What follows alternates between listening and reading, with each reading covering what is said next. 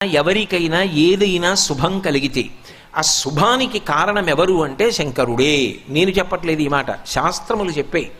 శుభములన్నీ కుప్పలు తెప్పలుగా ఆయన పాదముల దగ్గర పడి ఉంటాయిట.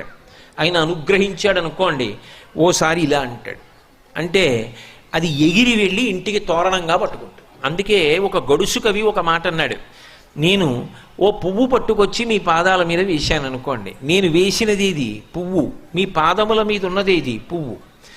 నేను ఒక పువ్వు పట్టుకెళ్ళి మల్లికార్జున లింగం మీద వేశాను అనుకోండి, పరమ ప్రేమతో వేశాను అనుకోండి, ఆ పువ్వు ఓ ఏడాది తర్వాత నా ఇంటి మనవడు. నేను ప్రేమతో వేసిన పువ్వు 2 ఏళ్ల తర్వాత నా ఇంట్లో మనవరాలు.